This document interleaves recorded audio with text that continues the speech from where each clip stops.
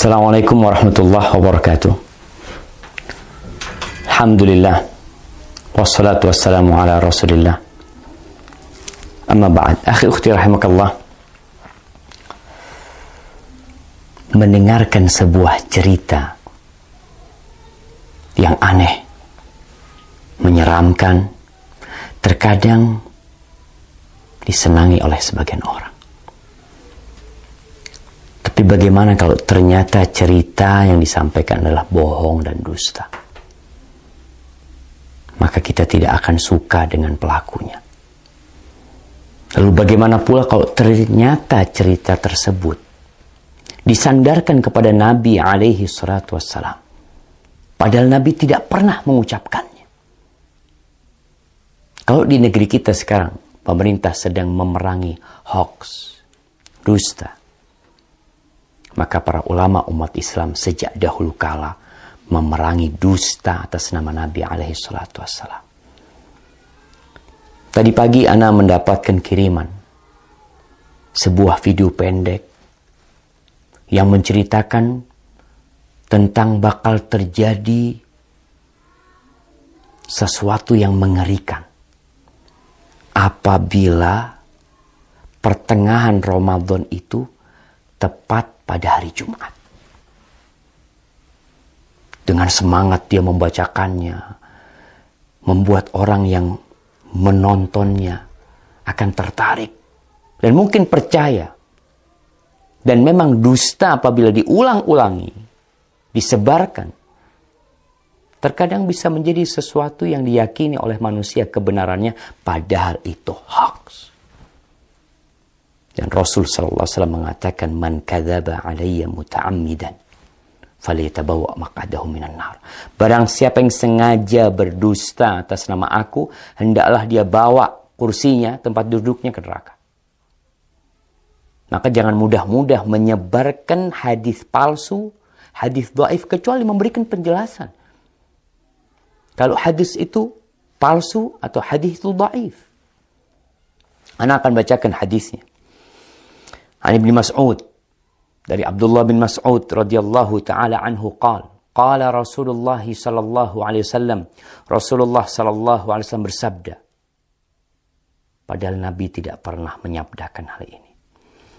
Idza kana sayhatun fi Ramadan fa innahu yakunu ma'ma'atun fi Syawal wa tamyizul qaba'il fi Dzil Qa'dah wa tasfikud dima' fi Dzil Hijjah والمحرم وما المحرم يقولها 3 مرات هيهات هيهات يقتل الناس فيه هرجا هرجا قلنا وما الصيحة يا رسول الله قال هذه في النصف من رمضان ليلة الجمعة فتكون هذه توقظ النائم وتقعد القائم وتخرج العواتق من خدورهن في ليلة جمعة في سنة كثيرة الزلزال والبرد فإذا وافق شهر رمضان في تلك السنة ليلة الجمعة فإذا صليتم الفجر من يوم الجمعة في النصف من رمضان فادخلوا بيوتكم وأغلقوا أبوابكم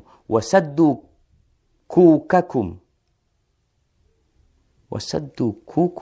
ودثروا أنفسكم وسدوا آذانكم فإذا أحسستم بالصيحة فخروا لله سجدا وقال سبحان القدوس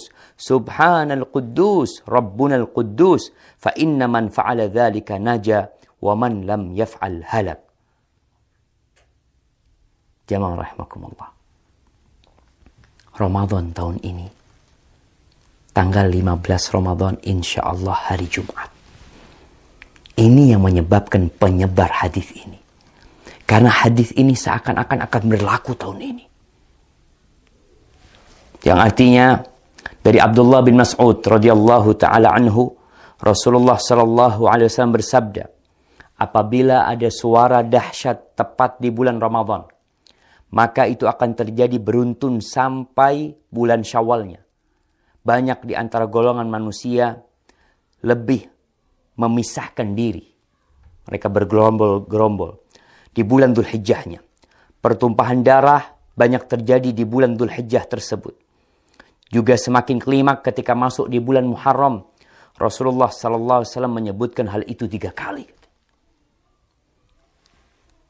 Apa yang harus kami lakukan di bulan Muharram? Para sahabat bertanya, sayang. Sungguh sayang, kata beliau. Mereka tidak mengetahui dan apa yang harus dilakukan di bulan Muharram. Saat itu di antara manusia banyak yang saling membunuh. Apa suara dahsyat itu ya Rasulullah? Sahabat bertanya kepada Nabi SAW. Suara keras itu adalah mulai terjadi di pertengahan bulan Ramadan yang bertepatan di malam Jumat. Suara dahsyat itu mengagetkan orang-orang yang sedang tidur, menjatuhkan orang yang sedang berdiri. Segala benda terhempas jauh keluar dari tempatnya, atau para wanita yang masih gadis akan keluar dari kamar-kamarnya. Malam Jumat pertengahan Ramadan itu terjadi goncangan dahsyat dan cuaca sangat dingin. Banyak sekali terjadi gempa, banyak sekali yang seperti yang kita lihat lah, gempa di mana-mana mungkin. Kemudian apabila bulan Ramadan itu tepat di tahun itu, dan kalian sedang melaksanakan sholat subuh malam Jumat di pertengahan bulan Ramadan tersebut, masuklah ke dalam rumah, kuncilah pintunya, tutuplah kepala kalian, lindungi tubuh kalian, dan tutup telinga kalian. Apabila kalian merasakan suara dahsyat, bersyukurlah, sujud. Nih, ada sujud. Kita tahu sujud itu ada sujud syukur, sujud tilawah, kemudian ada sujud sahwi, ada sujud ketika sholat. Ini sujud ketika mendengar suara keras. Membaca Subhanal Quddus, Subhanal Quddus, Rabbunal Quddus. Karena sesungguhnya apabila kalian melakukan itu, niscaya selamat. Jika tidak, tentunya akan binasa. Ini tersebar, jemaah, di beberapa tulisan. Ini ambil dari beberapa tulisan yang ada di internet.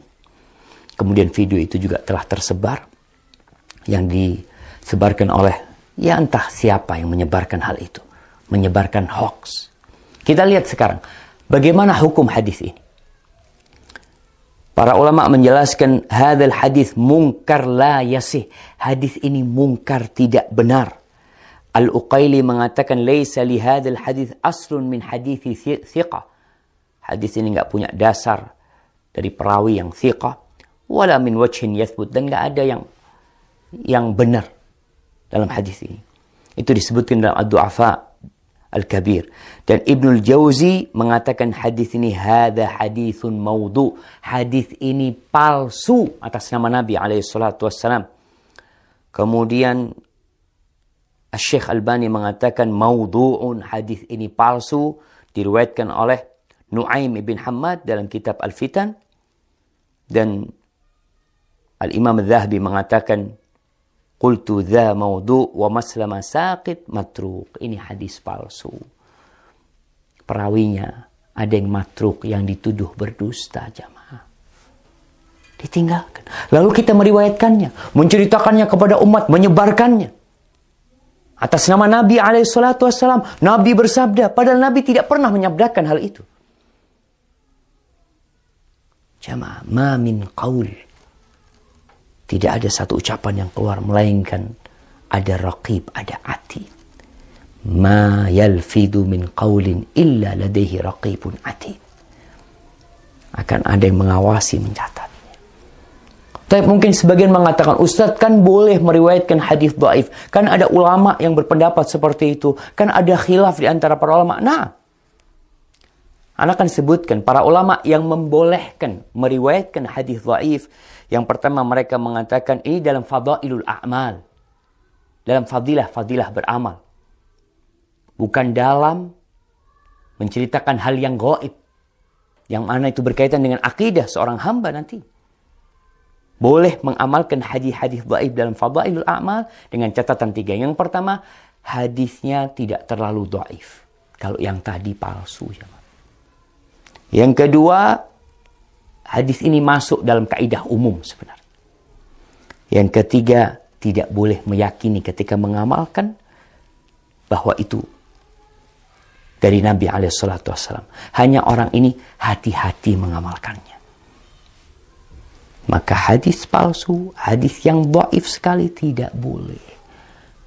Kalau antum mau menyampaikan sebuah hadis yang dhaif, sampaikan kalau ini dhaif, kalau ini palsu, agar orang faham dan mereka tidak tertipu dengan apa yang kita sampaikan.